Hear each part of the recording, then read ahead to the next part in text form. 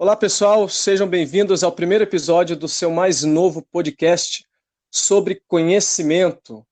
Se você faz parte aí da turma de Sócrates, ou seja, você é daqueles que sabe que nada sabe, entendeu? Então, tamo junto, vem com a gente aqui no Reflexão Dialogada. A gente traz curiosidades e análises sobre diversos assuntos para vocês aí. E como o século XXI não é para qualquer um, não é verdade? Uma doideira. O primeiro programa traz como convidado um psicólogo de orientação junguiana. Olha só, hein? Você pode dizer aí, Oséias do céu, o que é isso, né? Eu já jogo a batata quente ali para ele e ele vai explicar isso aí para vocês. E hoje vamos falar sobre o filme do Coringa, né? Um dos últimos filmes aí mais badalados, né, da indústria cinematográfica, com o seguinte tema: o que os loucos têm a dizer sobre os normais? Vocês observaram aí que os loucos, né, está entre aspas, e os normais também está entre aspas. Já já a gente vai entender o porquê estas aspas aí, né, são importantes aqui ao se tratar desse tema. Então, preparem o divã, se aconcheguem e curtam esse podcast aí. Então, eu quero agradecer primeiro, né, você ter aceitado o nosso convite, né, em contribuir com esse nosso primeiro programa para a galera da internet. Agora, queremos ouvir um pouquinho você, né, ouvir você falar um pouquinho da sua formação, do seu trabalho, série favorita, que coisa que você mais gosta, etc e tal. Manda ver aí. Beleza, Zé, beleza. Bom, muito obrigado pelo convite. É um prazer estar fazendo isso aqui.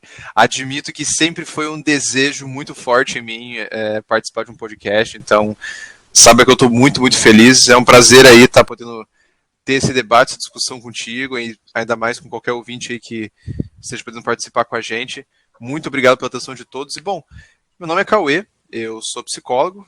Eu sou psicólogo, como você muito bem disse, que trabalha sobre orientação da abordagem da psicologia analítica ou psicologia junguiana, né, dando um breve panorama aí. A psicologia analítica é uma das muitas abordagens psicológicas clínicas, né, eu sou psicólogo clínico, eu trabalho com consultório, e a Uhum. psicologia analítica é uma das muitas abordagens que existe, assim como, por exemplo, a própria psicanálise. Psicanalistas vão dizer que a psicanálise não é uma abordagem, mas né, eu estou falando aqui em termos somente acadêmicos.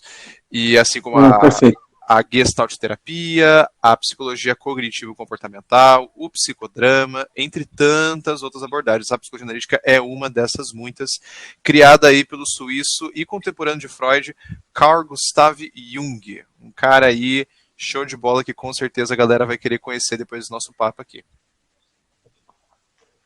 Perfeito. Obrigado aí pela tua apresentação. E vamos lá, né? Vamos, como diria um amigo meu, escarafunchar esse filme aí, analisar ele, tentar ir pelas diversas perspectivas, né? Que o filme proporciona também.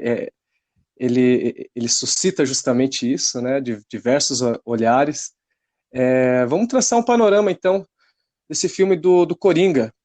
O Coringa se tornou o filme, então, baseado em histórias em quadrinhos mais rentável da história, ao alcançar mais de 950 milhões em vendas de ingresso desde que foi lançado. Vamos pensar aqui, né, em 950 milhões de dólares.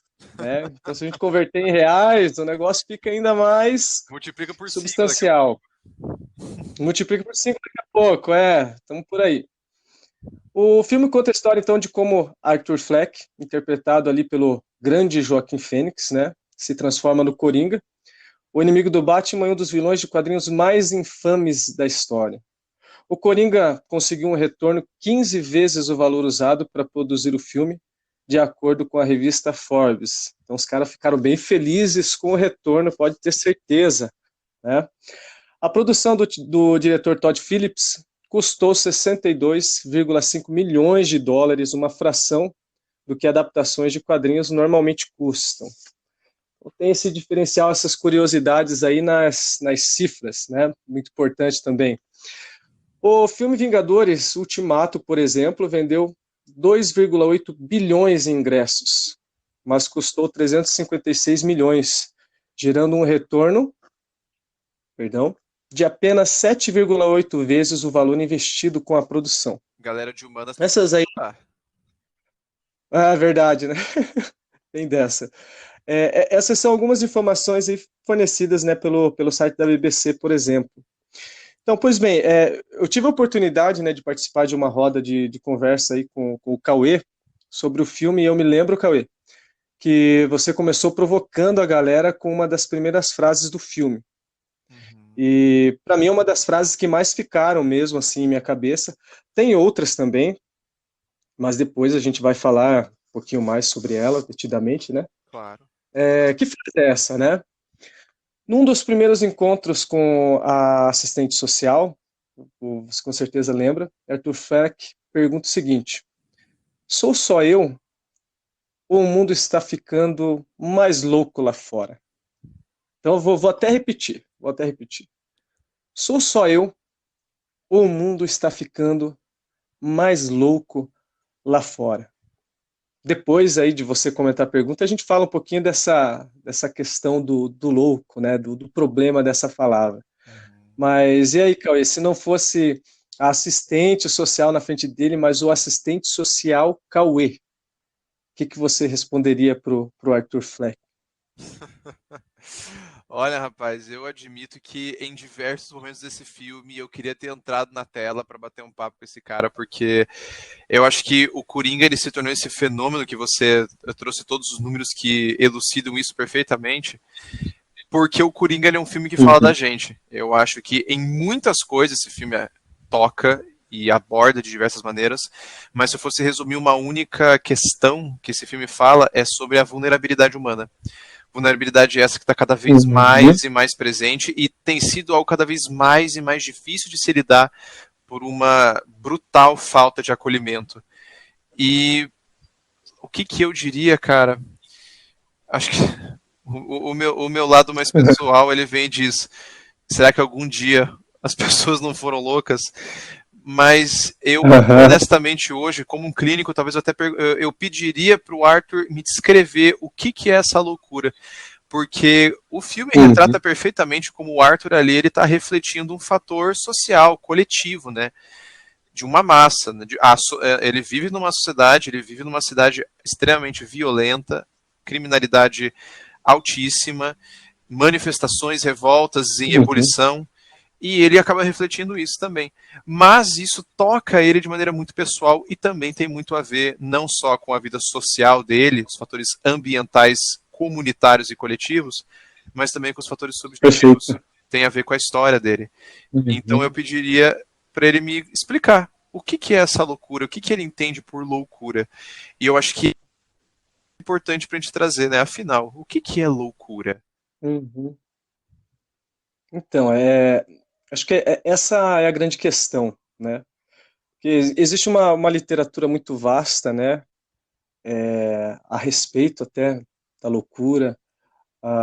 Muitos filósofos, muitos médicos, né, muitos psicólogos escreveram, falaram dela, e então a gente pode assim se referir a essa palavra como uma palavra polissêmica, né? Quando a gente fala o que é loucura, a gente tem que se perguntar sobre que perspectiva, né? Então acho que isso daí torna ainda mais complexo falar sobre isso, né? Com certeza. Mas para provocar um pouquinho mais, né? Tem um livro do filósofo Erasmo de Roterdã, Uhum. e nesse livro assim é interessante a provocação, né, que ele faz, porque ele trata da loucura como uma virtude, olha só. E ele começa o livro, olha que poético, olha que lindo, né? A loucura fala. Então nesse livro ele começa a dar voz à loucura. Ele diz assim: digam de mim o que quiserem, né? A loucura falando, pois não ignoram como a loucura é difamada todos os dias, mesmo pelos que são os mais loucos. Sou eu, no entanto, somente eu, por minhas influências divinas, que espalho a alegria sobre os deuses e sobre os homens. Olha que interessante, um outro lado, né? Um outro modo de ver a loucura por parte de Erasmo, né, de Roterdã, a loucura como uma espécie de virtude, algo que, inclusive, é capaz de trazer alegria à vida e aos homens, né? Só que, por outro lado, também, a gente pode encarar a loucura como uma espécie de desmedida, né? Lá na antiguidade, inclusive na literatura grega, quando a gente vê lá a Odisseia, a Ilíada, né? Os excessos humanos, a palavra grega utilizada, né, para esses excessos era híbris, né? Uhum. Então, o homem movido pelo excesso, pelo vício, era considerado louco, né? E o próprio Nietzsche também, acho que na genealogia da moral dele, disse assim, olha, há muito tempo o planeta Terra foi um hospício. Gostei Então, dessa. ele se refere, ele se refere ao homem, né, como louco assim por natureza, né? Uhum. Ele coloca, inclusive, o ser humano como sendo um animal doente e doente de si mesmo, né? Mas, então, a gente falou aqui da loucura, eu acho que é importante a gente colocar, né? Ainda que não seja uma visão única aqui, a gente não vai dar uma definição que se encerra, né, do que é loucura, mas eu gostaria de que você comentasse um pouco, né, a sua perspectiva a respeito disso, né, o que é loucura, o que a psicologia ou até a psicanálise tem a dizer sobre isso. Uhum. Mas antes até, tá, para eu não, senão eu vou acabar esquecendo aqui, mas tem um cara muito importante, né, inclusive que escreveu um livro sobre isso, o Michel Foucault, Uhum. filósofo francês, que escreveu a história da loucura. E tem um livro muito interessante também que ele fala com o título, né, Doença Mental e Psicologia, né? E ali ele faz um apanhado genealógico do tema, né, citando estudos de outros autores, especialistas ali na área. Uhum. E num desses capítulos ele fala o seguinte, que as leis psicológicas, né, mesmo as mais gerais, são relativas a uma fase da humanidade. Na realidade, se trata aqui de um estudo de Boutroux, de outro filósofo francês em que ele se baseia, né? Mais para frente ainda, no mesmo capítulo, ele diz assim: tornou-se o lugar comum da sociologia e da patologia mental. A doença só tem realidade e valor de doença no interior de uma cultura como tal. A doença de Janet, que tinha visões e apresentava estigmas, teria sido, sobre outras condições, uma mística visionária e taumaturga. O que eu acho interessante aqui, né, que ele coloca determinados casos, né, sendo entendidos como uma espécie de doença mental, ou até mesmo, essa palavra loucura, ela é mesmo depreciativa, né, ela é pejorativa, mas Sim. ele coloca isso como algo cultural, né, como se fosse algo muito relativo a um tempo, ou algo até geográfico mesmo, né, Sim, sim, sim. porque o modo como, digamos assim, os doentes mentais, as pessoas excepcionais assim foram tratadas, variou muito de uma cultura para outra, né? Então eu lancei essas provocações, né? Um monte de coisa aqui, mas é para ajudar a gente, né? Nesse início de conversa sobre essa palavra tão pequenininha aí, mas que dá margem para uma miríade de estudos e de livros escritos a respeito desse tema, né? Quero ouvir você então, Cauê, a respeito. Claro. Perfeito, Zé. Eu acho que você fez pontuações excelentes, que é o termo loucura, que como você muito bem disse, já é uma coisa, é uma palavra muito banalizada e usada de maneira pejorativa. A loucura ela depende da época, a loucura ela depende do conceito de normatividade, né? Se a gente pensa o que é um louco, é uma pessoa fora da curva. Ela é uma pessoa alheia àquilo que nós consideramos o normal ou algo em prol da razão. Aqui a gente pode talvez até ter ainda alguns Uhum. resquícios de Rousseau, de Descartes e de Foucault. E como você muito bem disse também, o livro A História da Loucura, acho que é o trabalho mais denso feito pela filosofia, que conta muito bem a quem quiser um estudo mais aprofundado e completo, fica aí a recomendação. Mas a loucura, ela é isso, ela é alguém que está fora do padrão. Ela é uma pessoa estranha, Uhum. obscena, estrangeira, esquisita, bizarra. E, infelizmente, como nós egoicamente, né, o nosso eu gosta de achar que ele é o senhor do mundo e que aquilo que nós entendemos como normal é de fato o bom, o correto, o certo, tudo aquilo que foge da nossa ideia de normalidade, de padrão, acaba se tornando algo tido como ruim, errado, torpe, maculado, pecador. Isso vem muito, eu digo pecador e maculado porque uma boa parte disso vem de resquícios narrativos da religião. Antigamente, lá atrás, lá na Grécia Antiga, a loucura ela era considerada uma manifestação divina. Os loucos, eles eram profetas, sábios, eles falavam coisas que uma pessoa comum não entendia. Então muitos achavam que eles eram os porta-vozes dos deuses, eles eram seres oraculares.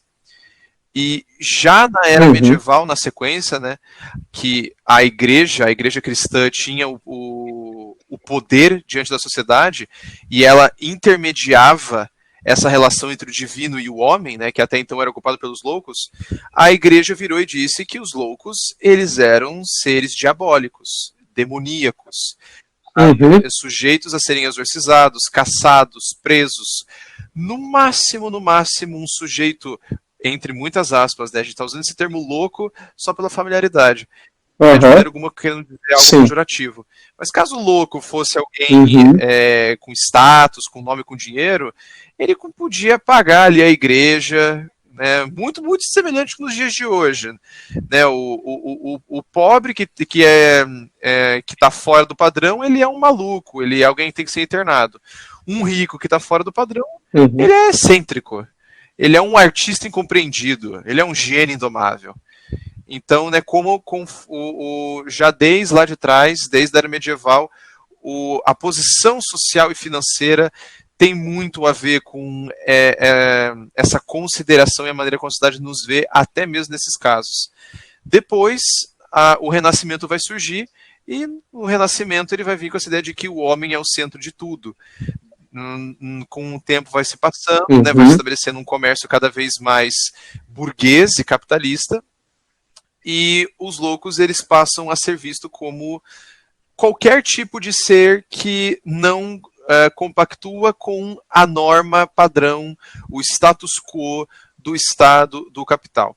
Mendigos, doentes, loucos, pessoas de idade que não trabalham, pessoas que basicamente vivem à margem, né, as minorias. E o tempo vai passando cada vez mais, chega o iluminismo, que vai passar a bola direto para a medicina. Então os loucos, eles não são alguém, né, aí entra toda a ideia da psiquiatria, eles não são alguém a ser extirpado, mas sim alguém a ser contido, curado, ajustado, readaptado. E como que a psicologia analítica vê tudo isso, né? Eu não posso falar pela psicanálise, eu não sou psicanalista, eu sou um psicólogo junguiano, então eu não posso falar pela psicanálise freudiana. Oh, meu Deus. Mas eu digo que toda expressão humana é uma expressão que parte da nossa alma. Da mesma maneira que quando a gente se corta, o nosso corte dói, né, é uma coisa desagradável, não quer dizer que essa coisa seja algo necessariamente ruim. Porque quando a gente se corta e o nosso ferimento dói, a dor é um alerta. A dor é um alerta para algo que nós precisamos nos atentar. Algo que nós precisamos prestar zelo. E isso vale para absolutamente tudo que a gente na psicologia chama de sintoma, de resposta, reação, consequência de algum ato, de um conjunto de atos, de alguma situação que levou um sujeito a ponto de ele ser considerado um louco. Às vezes a pessoa sequer se vê assim, ela acha que ela está perfeitamente dentro da norma, mas as pessoas olham para ela e dizem que ela é completamente maluca. Então, a ideia de loucura tem muito a ver com de qual perspectiva nós adotamos de normalidade. Porque, por exemplo, se eu vivo numa sociedade altamente violenta, individualista e apática, se eu sou um sujeito sensível, se eu sou um sujeito pacífico, empático, gentil, eu vou ser visto como alguém totalmente fora da curva. Eu vou ser visto, no olhar de muitos, como um imbecil, né? Como uma pessoa que não entendeu como que é essa adaptação social, como alguém que está fora da norma, e outros vão ainda com resquícios dessa ideia oracular. Alguns ainda vão me ver como tipo, cara, você, na verdade, você é quem sabe das coisas, você que é o sábio. Porque nós estamos acostumados a olhar tudo com os olhos do ego e não os olhos da alma. E o olho do ego só procura aquilo que é parecido com ele. Um ego tão neurótico, um ego tão ansioso, tão paranoico, ele não quer nada que seja estranho, nada que seja estrangeiro. E a loucura é nada mais é do que isso. A loucura, se a gente pegar em essência, ela não é um distúrbio, não. Ela só é o outro. É a manifestação do diferente. E como nós temos uma constituição, uma educação social e cultural que estereotipa, classifica, padroniza o igual e coloca isso na posição de correto, belo e algo a ser buscado, reforçado, tudo que foge desse padrão, foge da norma, passa a ser visto como algo feio, como algo ruim. No mundo onde pessoas não sentem, apenas pensam, aquele que tem sentimento é visto como um doente. Essa frase é minha. Perfeito. Não, genial. E assim, engraçado que você tocou ali na questão do iluminismo, né? E o iluminismo não foi nada mais, nada menos do que um movimento, né? Sim. Pautado na razão, né? Então, o grande projeto do iluminismo era justamente de libertar o homem das crendices, né? Das superstições, do próprio absolutismo, né? Para que o indivíduo ele fosse realmente guiado pela razão, né? Por exemplo, que se desenvolvesse um estado a partir dos pressupostos racionais, né? Então, uma moral a partir de pressupostos racionais. Enfim, a bússola ali era a razão. Mas o interessante, né? Eu estou lembrando agora aqui do livro dos filósofos Adorno e Horkheim, né? Da Escola de Frankfurt. Eles fazem uma análise interessante da razão. Peraí, beleza, né? Estamos cada vez mais esclarecidos, cada vez mais o homem conquista inovações tecnológicas a partir da racionalidade instrumental, mas olha só, a partir dessa razão, a partir dessa racionalidade, a Terra está numa calamidade, né? Então a razão também, de certa forma, ela promoveu isso, né? Sendo guiados pela razão, nós promovemos, por exemplo, a desigualdade social, né? A crise ambiental, o ser humano, então, esgotando os recursos de uma forma indiscriminada, né? De uma forma irresponsável, sendo indiferente em relação com o próprio meio em que ele vive. Caramba, daí a gente se pergunta, né? E isso é ser racional ou isso é loucura? Olha que interessante, né? Essa ambivalência, quando a gente começa a refletir de uma forma um pouquinho mais cuidadosa, né? Com relação ao significado dessas palavras, né? O que elas simbolizam, o que elas significam, enfim, a gente começa a se envolver assim numa espécie de sinuca de bico, né? Então foi com a razão, por exemplo, que na Segunda Guerra a gente teve crueldades assim inimagináveis, né, sendo promovidas contra a humanidade, por exemplo, o antissemitismo lá promovido pelo Partido Nazista na Alemanha, milhares de mortes, tragédias, enfim, tudo isso a gente faz com a nossa razão também. Então a gente passa a olhar para esses eventos, né, para essas pessoas. Você tinha, vamos dizer assim, né, entre aspas novamente, você tinha pessoas normais ali que estavam envolvidas nesses projetos de destruição, né? Exatamente, tanto que eles eram vistos essa loucura, né? De, a partir lá na Revolução Francesa, né, que foi justamente a época que nasceram os famigerados manicômios, eles surgiram através de uma reestruturação do espaço social, né, na Europa, pela Revolução Francesa, em que os loucos, por serem vistos como indivíduos altamente perigosos, eles precisavam ser encarcerados e tratados. Né, daí vem a ideia do manicômio. E daí vem também o fundador, né, o Philippe Pinel, que é o fundador da psiquiatria.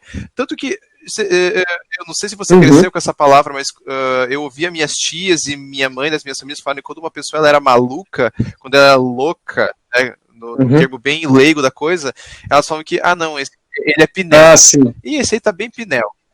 Pinel, Exato, aham. vem dele, que é o criador, né, o grande fundador da psiquiatria, que ele viu Uhum. Interessante.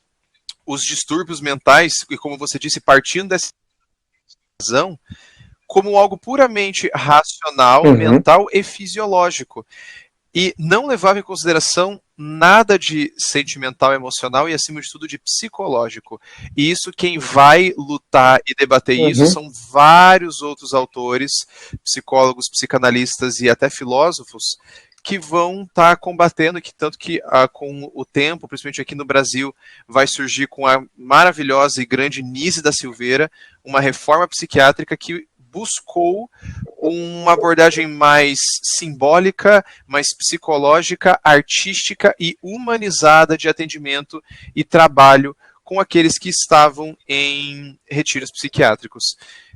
Nise da Silveira é uma psiquiatra com formação originalmente na psicanálise, mas ela migrou para a psicologia analítica e com os conhecimentos que ela adquiriu através de um contato direto com os livros e o próprio Carl Gustav Jung, ela percebeu justamente isso, de que a expressão disso que nós entendemos como Uhum. loucura, esses comportamentos estranhos, as alucinações, os delírios, é só mais uma maneira de expressão que tem a ver com aquele sujeito.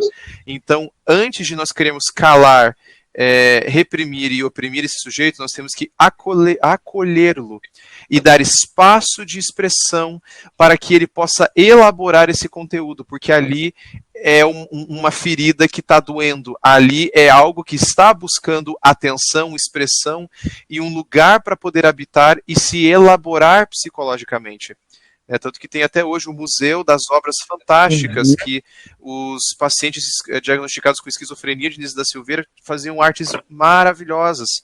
E todos eles tiveram uma melhora Uhum. exponencial com isso, que vai ser conhecido hoje, em qualquer clínica psiquiátrica que se preze, como arte-terapia, musicoterapia, pintura livre. Dona Nise trouxe um trato humano, um trato simbólico no sentido de Sim. expressivo, né? Deixou que as pessoas fizessem poesia, Uhum. dançassem, expressassem-se autenticamente, óbvio, com acompanhamento médico, Uhum. devidamente medicados, mas com isso ela percebeu que não é só sobre essa razão, e essa razão ela é só uma das muitas maneiras de um ser humano se expressar. A razão ela é só mais uma parte da psique, da alma humana. Nós temos várias outras partes que, Uhum. quando nós privilegiamos a razão, nós calamos essas outras partes, e essas outras partes, por estarem caladas, elas nos adoecem, porque são coisas que nós temos que pôr para fora. São expressões humanas, Uhum. é uma energia psíquica que ela precisa de um lugar para habitar e existir e se elaborar. Uhum. Se referindo a isso que você falou agora, veio à mente uma frase de Fernando Pessoa, né? Em que ele diz assim: vive em mim inúmeros. Grande Fernando Pessoa. Vive em mim inúmeros. Porque a gente trabalha muito, né, normalmente com a ideia de sujeito, de A subjetividade, fantasia da né? individualidade, né? Então, isso, da individualidade. Então, René Descartes, assim, tá muito impregnado, né, na nossa cabeça, na cultura ocidental. Mas eu gosto muito, por exemplo, a maneira como filósofos como Spinoza e o Nietzsche também investigam o ser humano a partir da questão do afeto, né? Além para além da questão dessa subjetividade, eu sou uma multiplicidade de afetos, né? E como você se referiu aí à razão, né?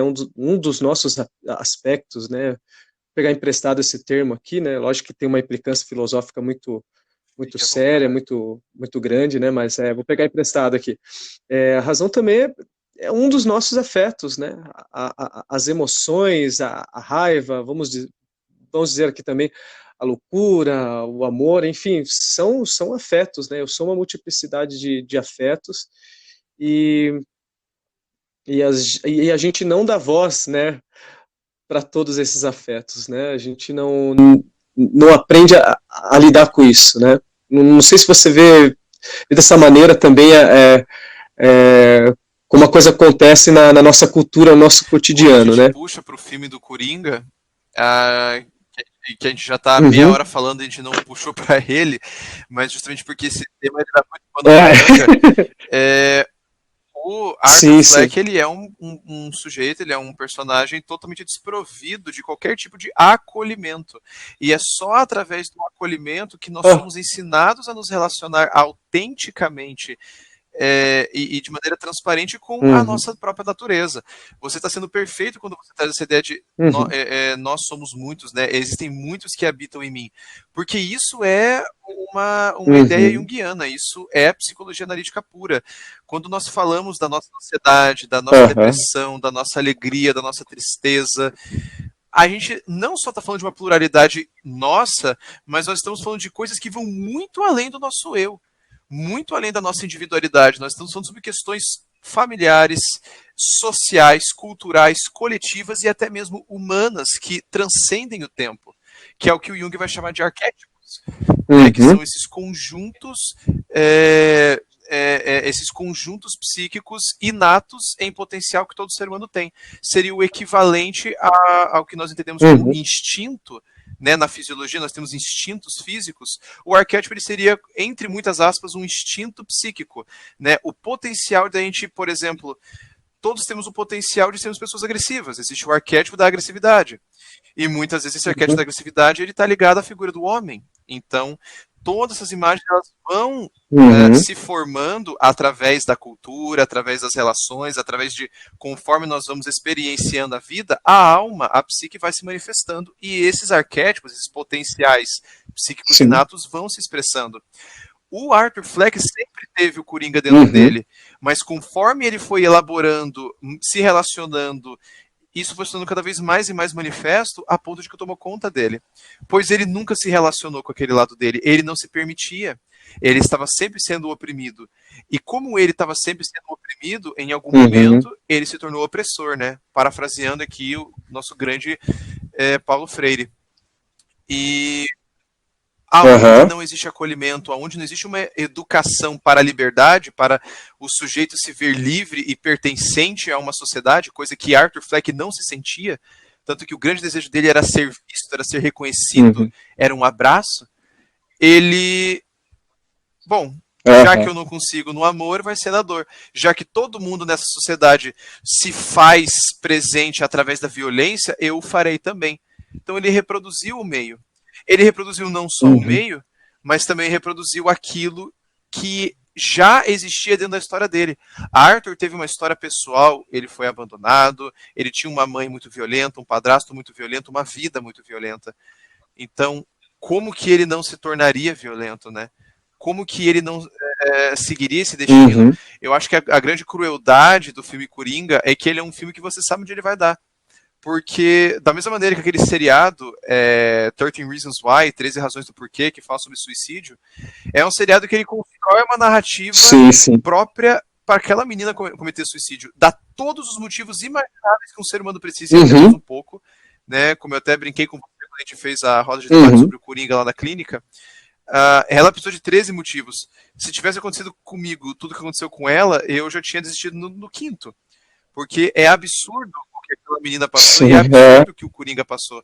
É até surpreendente que ele não cometeu suicídio, que ele elaborou isso de alguma maneira para continuar vivo. uhum, Então, a loucura dele nada mais foi do que uma adaptação social diante de uma sociedade que já é louca. Ele não estava nem um pouco fora de norma, uhum, ele se adequou à norma, ele potencializou, ele catalisou a norma. uhum, Então, ali ele passou a ser pertencente. Porque é como eu falei, como que numa sociedade doente, onde a norma é você ser doente, você vai conseguir ser sadio, você vai conseguir ser uma pessoa equilibrada, minimamente, se tudo isso é visto com maus olhos, se tudo isso é podado e reprimido a todo momento, né? Nós sofremos violência de todas as formas.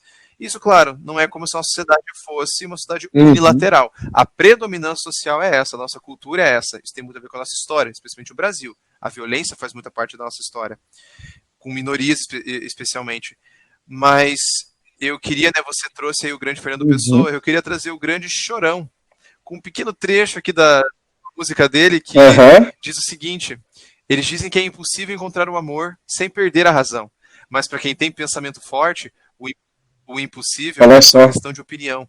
E disso os loucos sabem. Só os Uhum. loucos sabem.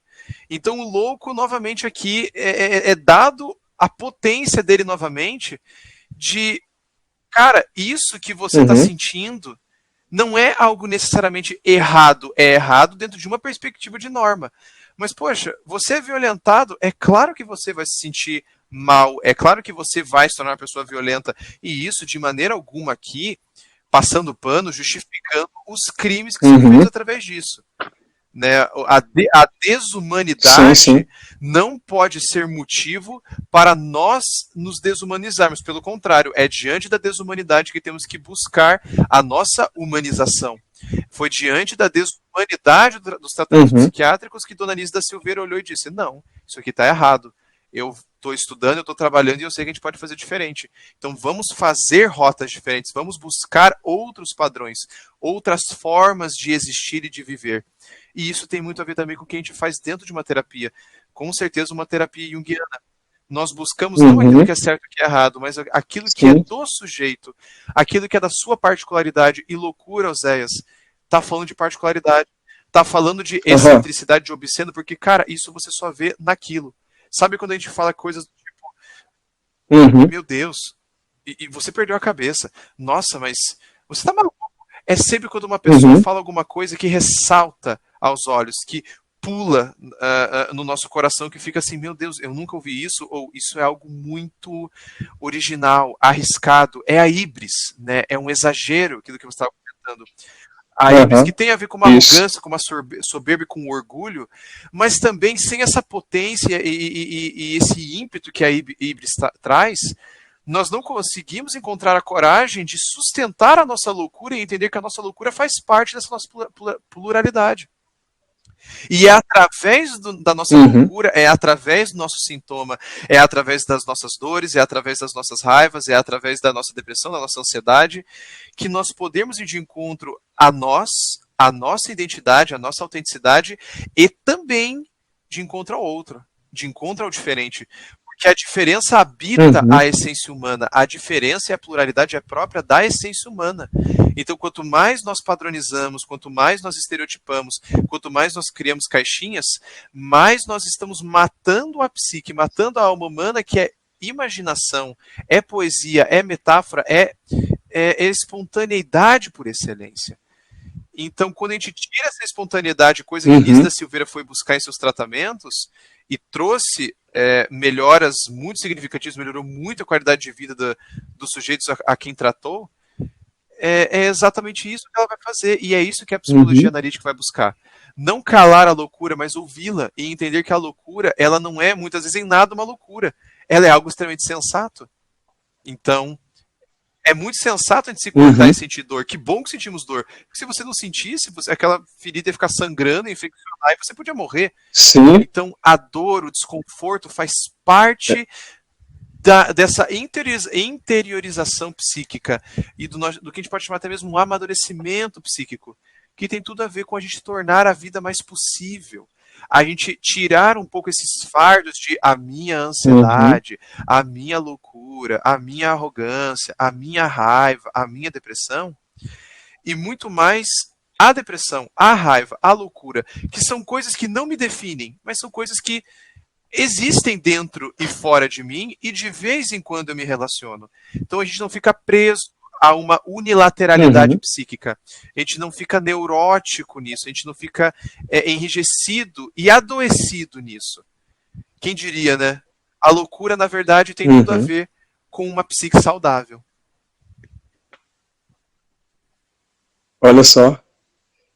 Pois é, e você tocou num ponto, acho que até de repente você já respondeu a pergunta, né, que eu estava pensando em fazer para ti, porque é irônico isso, né, um personagem como o Coringa, se falou tanto da verticalidade desse filme, né, a maneira como, até como você falou no início, né, que esse filme fala um pouquinho da gente, né? Aí no primeiro momento isso causa um certo impacto quando a gente ouve, né, e depois para pensar, pô, peraí, como assim que o Coringa fala de mim? O cara cometeu crueldades, né, no filme, era um cara extremamente Claro que não naquele nível, problemático, né? Mas será que a paranoico. gente nunca foi cruel nessa vida? E não Aham. só isso, será que a gente nunca foi violento nessa vida? Claro, eu imagino que Uhum. nem eu, nem você, nem os nossos ouvintes já tenham matado alguém em rede nacional. Torço por isso, né? Uhum. Esperamos que não. Aham. Mas a Esse nível violência não. é algo humano. E para chegar em pontos tão extremos e Uhum. radicais, é porque essa violência em menores quantidades e até de maneiras não violentas, né? Porque para chegar na violência vai toda uma construção. Porque vamos parar para pensar, como assim? Eu não sou uma pessoa violenta. Sim. Cara, quando você está pegando, quando você está comendo, você vai comer uma coxinha. Você pega, você morde a coxinha, você Uhum. fura a coxinha, você rasga a coxinha, você destroça a Uhum. coxinha. É um processo violento, é um processo Uhum. destrutivo, mas ao mesmo tempo a gente precisa disso para comer e não há um mal necessariamente, né? Não vamos entrar em questões nutricionais aqui porque não é a nossa área, mas não é Aham. um mal. Pô, nunca mais vou Exato. comer uma Mas coxinha agora, percebe Cauê. como em essência é o mesmo movimento, que em essência Entendi, a entendi. agressividade, a violência, a destrutividade são características humanas, são potenciais arquetípicos humanos que todos nós temos a capacidade de exercer em algum Uhum. momento. E não necessariamente é algo ruim. A gente vê isso de uma Sim. forma muito moralista e esse é o grande Uhum. tabu. Né? As pessoas se sentem muito mal e com N razões totalmente justificáveis em assistir Coringa. Mas o Coringa ele é Uhum. uma mensagem necessária. Ele é uma mensagem necessária para apontar do, da extrema crueldade que nós estamos vivendo. E por mais que a gente negue, que a gente ache horrível, é nosso dever como cidadãos reconhecer que Uhum. nós temos responsabilidade nisso, pois nós temos parte nisso, direto ou indiretamente. O Coringa não é diferente de mim e de você. Ele só está Sim. uma outra posição, infelizmente. E o próprio filme ele dá vários exemplos ali, né, de atitudes que vão se diferenciar assim em grau, mas não em essência, né? Por exemplo, você falou muito bem da violência, o que é muito forte mesmo no filme, né? É isso que o Coringa sofre o tempo todo, né? É isso que promove contra ele o tempo todo, mas que ele depois, como você bem disse, ele reproduz. Mas a gente tem a violência física lá e a violência psicológica também, né? Num olhar assim mais superficial, a gente vai colocar, vai fazer uma diferença, vamos dizer assim, qualitativa, né? Não, olha, o que é mais grave é a violência física, né? Obviamente, a violência física ela vai promover inúmeros danos, né, ao seu corpo, enfim, machuca uma pessoa, mas e a violência psicológica, né? Muitas vezes a gente é, não presta atenção no modo como a gente É utiliza as nossas aquela velha palavras, né? frase, né? Desculpa, E a pode falar, maneira como perdão. essas palavras é, então até mesmo algumas palavras que foram dirigidas, né, para o próprio Coringa, a indiferença também, e aí que tá, a indiferença também é uma espécie de violência que nós praticamos em relação ao outro dia a dia, né? Porque é indiferente, a partir do momento que você é indiferente, o outro simplesmente não existe, é como se fosse morto para você, e ponto final, né? E tá jogado às traças. Isso é uma espécie de violência também que a gente acaba promovendo no nosso cotidiano e as consequências sociais disso tá aí. Mas Imagina, pode eu falar, peço pode retomar desculpas, é lá, que a gente Cauê. vai se animando, a gente vai Não, se atravessando tranquilo. um pouquinho.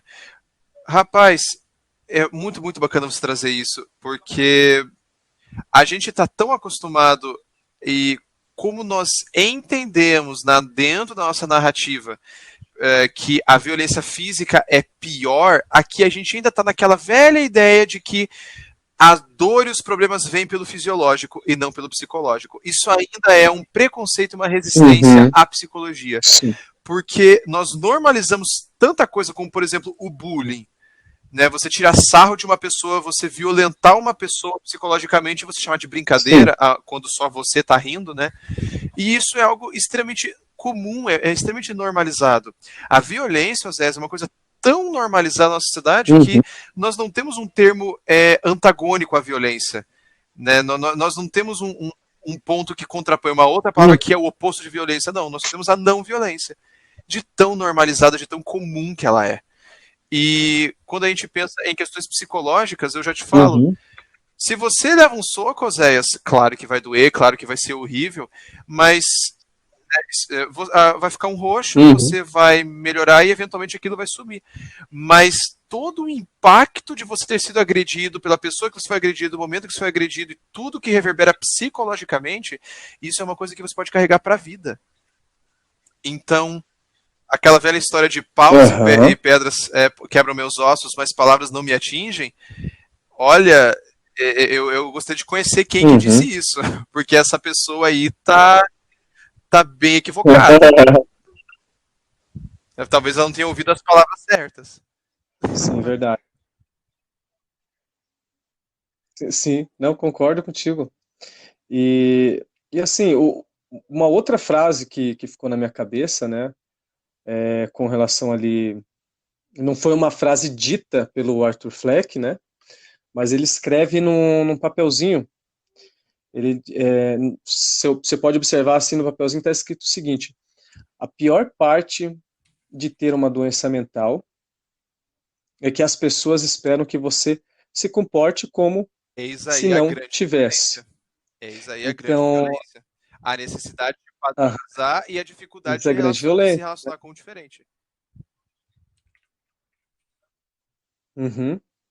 Porque você, né, realmente o Arthur Fleck, né, tem aquela questão do riso, né, que alguns até especulam que seria o quê? Seria uma epilepsia gelástica, né, ou seria algum outro tipo de problema. Mas enfim, não é só isso, mas isso se tornou, digamos assim, uma das principais características que chamam a atenção, né, em relação ao Coringa. E é interessante como o Todd Phillips, inclusive, trouxe isso, né, como referente a uma patologia mesmo que o Coringa tinha, né, e com relação a isso sofreu muito preconceito, né, foi se ressentindo e foi reproduzindo, respondendo, né, de uma forma violenta, na realidade, todo esse preconceito que ele sofria, toda essa violência que ele sofria, né. Uh, mas e aí, Cauê, nesse sentido, né? A, a sociedade, então, exerce essa pressão, mesmo a gente estando, assim, em pleno século XXI, né? Vamos pensar aqui, a gente falou de iluminismo, a gente falou aí de manicômios, né, que no passado eram feitos, eram criados realmente para deixar essas pessoas à margem.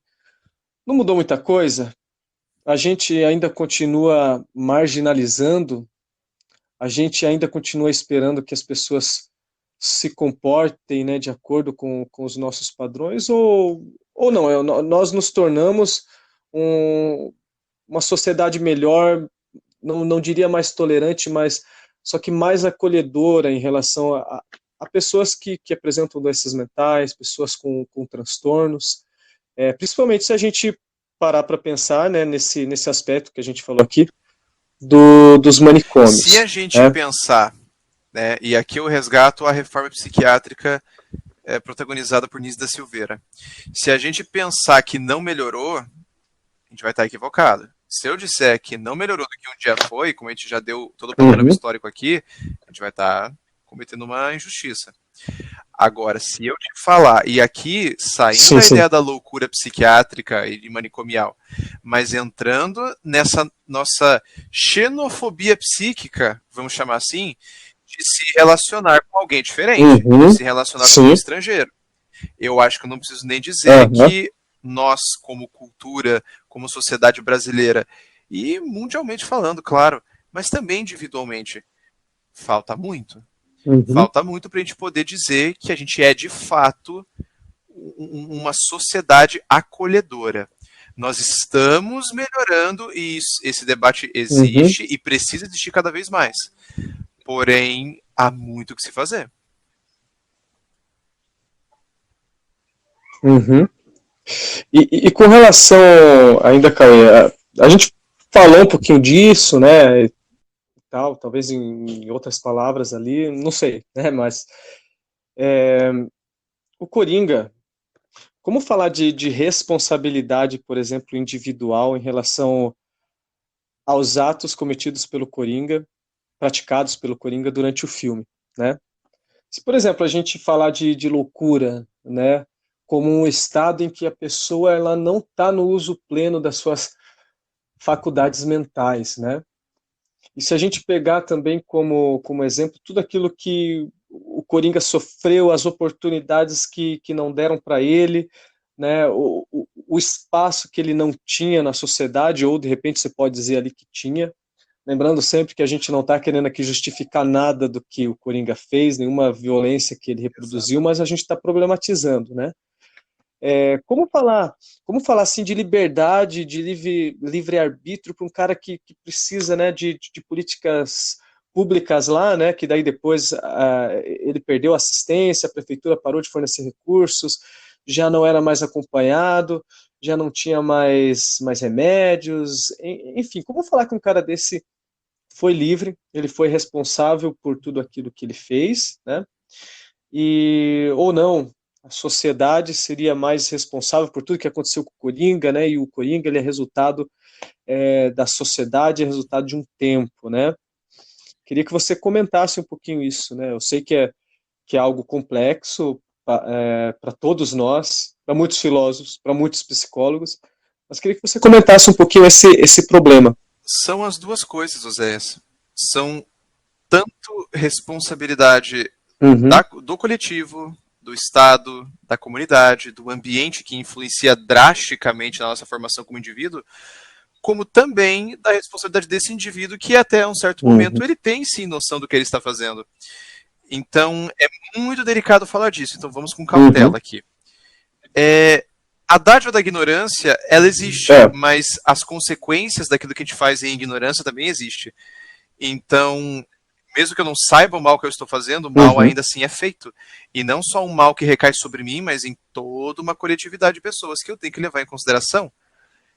Além de que, é complicado, porque sim. como eu disse, né? O filme é feito para dar errado.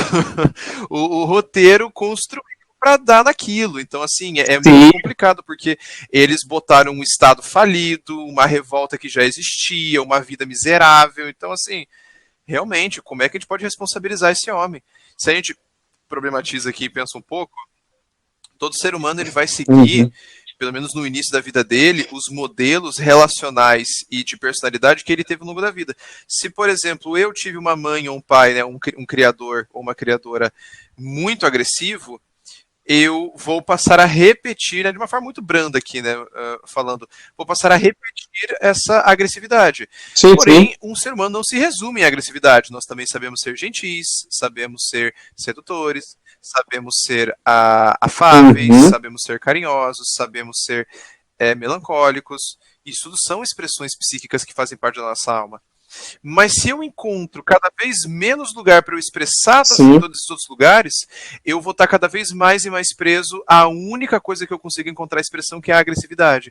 E essa agressividade, para compensar a falta de expressão dos outros aspectos, ela vai se tornando cada vez mais e mais exacerbada, meio que precisando, meio que querendo dar conta, sabe, de toda essa energia que tem que sair, mas não através da agressividade, mas como o meio, a vida e Sim.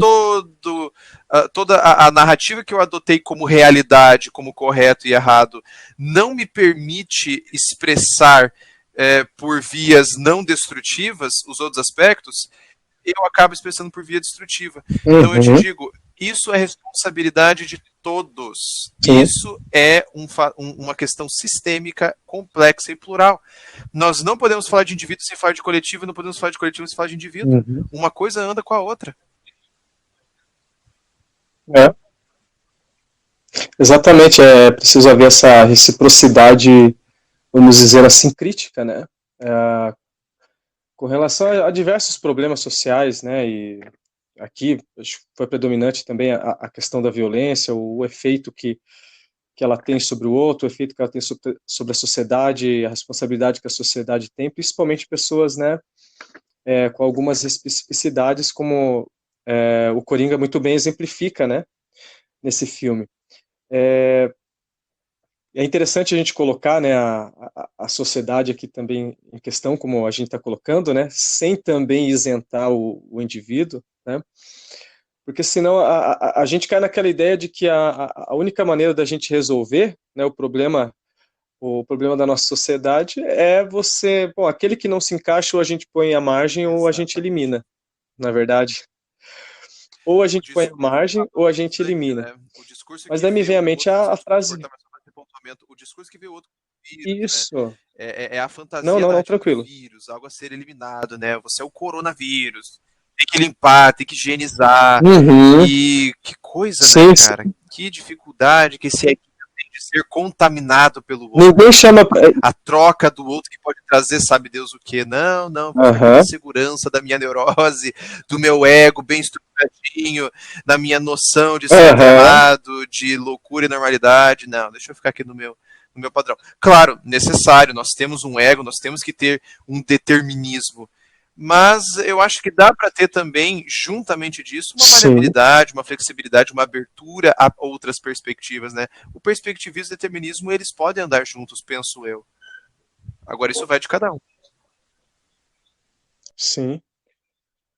Sim. E vem a frase aqui do grande Rousseau, né? Jean-Jacques Rousseau, que ele diz assim: o homem é bom por natureza, mas a sociedade o corrompe. A civilização, de certa forma, o corrompe. Tudo bem, isso daí já dá Eu uma discussão particularmente não tremenda, concordo. né? Mas Eu particularmente não concordo. Eu penso da forma junguiana. O homem tem o potencial de ser tanto bom quanto mal simultaneamente. Vai depender daquilo sim. que é estimulado, Uhum. né? De como que a gente cultiva ou não essa planta dentro da nossa alma. O, Então, se a gente jogar um Thomas Hobbes aí também, né? O homem não, o homem é cruel por natureza, o homem é lobo do homem, né? Então a gente tem dois extremos, né? Uma ausência, vamos dizer assim, de um meio termo, né? Com relação a isso, quem sabe? Não, Pode porque continuar, se ia eu me recordo complementá-la. de uma frase do Jung que é: se você quer alcançar o mais alto do paraíso, você tem que estar disposto a ir ao mais fundo do inferno. Então, assim, minha gente, se você quer ser uma pessoa do bem, você tem que saber o que é ser mal. Se você quer poder se humanizar, você precisa olhar para dentro de si e reconhecer a tua humanidade. E a nossa humanidade, como já dizemos, ela é plural, ela é em essência plural. Então ela carrega esses pares, ela carrega as suas personas e as suas sombras, ela carrega a gentileza e a grosseria, ela carrega a delicadeza, a sensibilidade, a empatia e a violência, a apatia, a melancolia, a raiva, o ódio, a ira, o rancor, a alegria, a euforia, o amor, a indiferença. Tudo isso são potenciais possíveis de qualquer ser humano. Então não adianta a gente olhar para o Coringa e dizer: ah, seu monstro. Ele é um monstro que você não reconhece em si. Porque você não está humanizando esse sujeito e entendendo que ele é apenas uma outra pessoa num outro contexto, numa outra construção. E como Jung também já dizia, uns sapatos que ficam bem numa pessoa são pequenos para uma outra. Não existe receita para a vida que sirva para todos. Então essa ideia de padronizar, meu velho, não está com nada. A gente precisa acolher a diferença, louvar a diferença, a singularidade e o ser único de cada um. Isso tudo, claro, de maneira horizontal e entender que nós somos diferentes e não melhores ou piores. A partir daí a gente consegue ter uma abordagem mais acolhedora, humanista, sim, e a partir disso a gente pode de fato dialogar com aquilo que de fato são os problemas. Porque a gente mais reforça o problema do que resolve. Sim.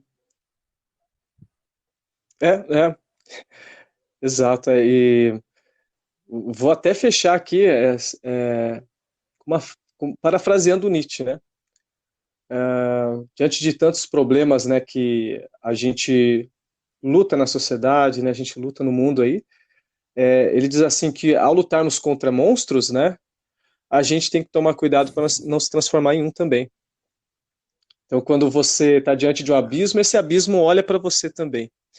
Então, acho que isso está muito, muito atrelado aí a esse contexto que o Coringa traz. Então, é um filme que fala da gente mesmo, é que fala do ser humano em seus diversos aspectos, porque a gente não tem simplesmente, né, um sujeito ali, a gente tem um sujeito plural, vamos dizer assim, constituído de diversos afetos, e esses afetos também estão em nós, né?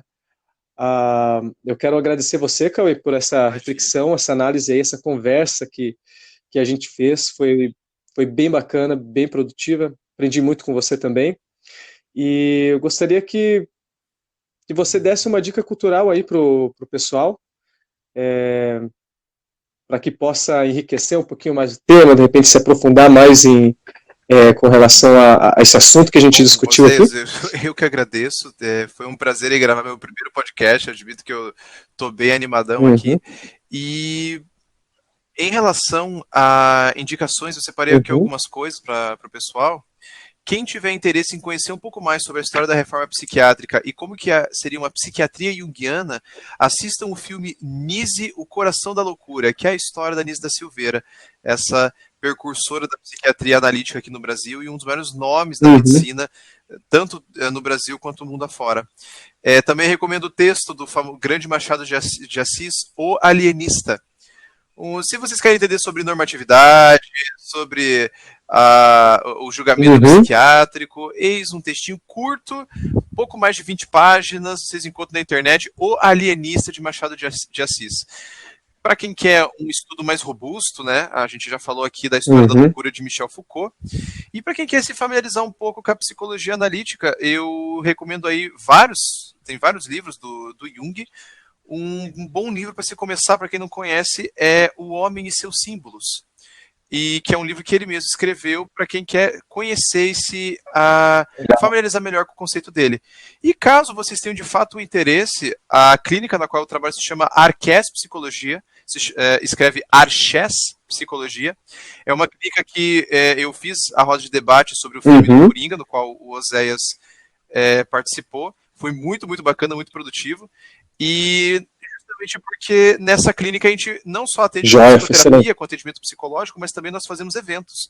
Nós somos um centro de estudos continuado em psicologia analítica. Então nós temos o módulo 1, que está para começar aí em breve, né, que é a introdução à psicologia analítica. Nós temos módulo 1 e 2, nós fazemos café com conversa, roda de debate, filme e análise, grupos de estudos, tudo voltado para a psicologia analítica, sempre trazendo um olhar crítico, um olhar atual e contemporâneo. E para quem quer também se informar um pouco mais sobre leituras fáceis e acessíveis em psicologia analítica, acessem o site Liga Jungiana, se escreve Jung com J, Liga Jungiana, é um site no qual eu e outros colegas de psicologia somos os coordenadores e nós fazemos eventos aqui em vários lugares em Curitiba sobre vários temas através da psicologia analítica. E com a Liga Junguiana, a gente também escreve no site aí vários artiquinhos, coisinhas bem acessíveis, bem curtas, bem palatáveis, para a gente poder popularizar e tornar mais acessível o estudo da psicologia analítica. Eu agradeço muito a atenção e fica aí o convite, adoraria participar, estou à disposição, Oséias, adorei fazer esse experimento e não vejo a hora aí de a gente poder participar de outros. Não, com certeza a gente vai ter outros aí temas legais, interessantes aí para a gente discutir e oferecer para a galera aí. E a minha dica cultural, né, eu vou indicar para vocês o caso Schreber e outros textos do Freud. Né, trata-se de uma interessante investigação psicanalítica que o Freud faz com base lá na obra do Dr. Daniel Paul Schreber, ex-presidente da Corte de Apelação da Saxônia, chamada Memórias de um Doente dos Nervos. Então, daí em que esse doente, ele relata como foi o período em que ele sofreu de demência paranoide, é o nome dessa doença, dessa patologia aqui, e o Freud ele faz uma investigação muito, muito interessante. Mas, show, Cauê, muito Uma obrigado, tá? última dica Valeu para quem você está também aí que está acompanhando. Se tem acompanhando, uma dica que eu que posso dar, faça o seu além de download assistir o aí. Coringa, façam terapia, minha gente. Façam terapia, como o próprio Jung dizia. Aham. O sofrimento precisa ser Isso aí superado, todo mundo só tem que que o fazer. único jeito de a gente superar o sofrimento é suportando ele. Então, bora sustentar nossa loucura, gente. Bora procurar terapia. Foi um prazer. Tudo de bom para vocês. Muito, muito obrigado, Eusés. Isso aí, valeu, Tchau, Cauê. tchau, pessoal. Um abraço para vocês. Até a próxima.